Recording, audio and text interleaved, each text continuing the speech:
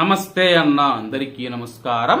కువైట్లో కొత్త వీసా మీద 2025వ సంవత్సరంలో కువైట్కు వస్తూ ఉన్న మన భారతీయులు, ముఖ్యంగా 2 తెలుగు రాష్ట్రాలకు సంబంధించిన వారు ఎవరైతే ఉన్నారో ఒక విషయాన్ని అయితే గమనించండి.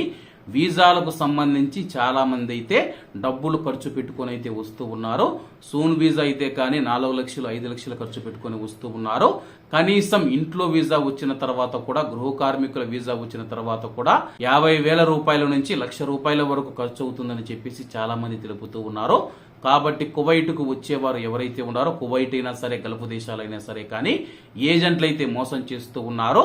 విజిట్ వీసా, టూరిస్ట్ వీసా ఏదైతే ఉందో ఆ యొక్క టూరిస్ట్ వీసా తీసేసి, అలాగే ఒమన్ కానీ, యుఏఈ కానీ, కువైట్ కానీ, సౌదీ అరేబియా కానీ, బెహ్రన్ కానీ, ఏవైతే ఖతార్ దేశాలు ఉన్నాయో ఆ యొక్క దేశాలకు పంపించేస్తూ ఉన్నారో, ఆ తర్వాత వాళ్ళ యొక్క దేశంలో దిగిన తర్వాత వాళ్ళు మోసపోయానని తెలుసుకొని చాలా మంది బాధపడుతూ ఉన్నారు.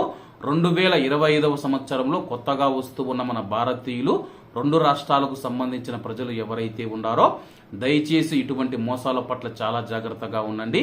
ఎందుకంటే గాని డబ్బే లక్ష్యంగా కొంతమంది ఏజెంట్లు అయితే మోసాలకు పాల్పడుతూ ఉన్నారో. అందరూ ఇలా లేరు, కానీ కొంతమంది ఎవరైతే ఉన్నారో వాళ్ళ వల్ల ఇటువంటి సంఘటనలు అయితే జరుగుతూ ఉన్నాయి. ఇక్కడికి వచ్చిన తర్వాత టూరిస్ట్ వీసా ఎక్స్పైరీ అయిపోవడం, టైం అయితే అయిపోతూ ఉంది. దీంతో చాలా మంది ఆయా దేశాలలో ఉండలేక ఇండియాలోకి రాలేక, అలాగే టూరిస్ట్ వీసా మీద మనం గాని గల్ఫ్ దేశాలకు వచ్చినామంటే కానీ ఆ యొక్క వీసా టైం అయిపోయిన తర్వాత మనకు రోజుకి ఇంత అని చెప్పేసి అయితే జరిమానా పడుతూ ఉంది. అది మనకు తెలియక చాలా మంది ఇబ్బందులు పడుతూ ఉన్నారు. రోజు రోజుకు జరిమానాలు పెరిగిపోతూ ఉండడంతో కువైట్ లో ఉన్న మన భారతీయులు ఇండియాకు రావాలంటే కష్టంగా మారుతూ ఉంది.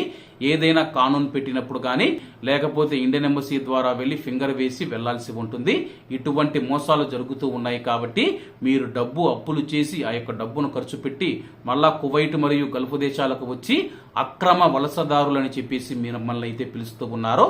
కాబట్టి ఇటువంటి విషయాలలో చాలా జాగ్రత్తగా ఉండాలని కోరుకుంటూ, ఎందుకంటే 10 రూపాయలు ఇచ్చి మనం ఏదైనా కూరగాయలు కొంటూ ఉన్నప్పుడు కూడా ఆ యొక్క కూరగాయలలో పుచ్చు ఉందా లేదా అని చెప్పేసి చెక్ చేసి అయితే కొనుక్కుంటూ ఉంటాము. అటువంటిది మీరు దేశానికి వచ్చేటప్పుడు బాగా విచారించుకోవని రావాలని మరీ కోరుకుంటూ, అందరూ బాగుండాలి, ఎందులో మనం ఉండాలి. అందరికీ నమస్తే అన్న, జై హింద్.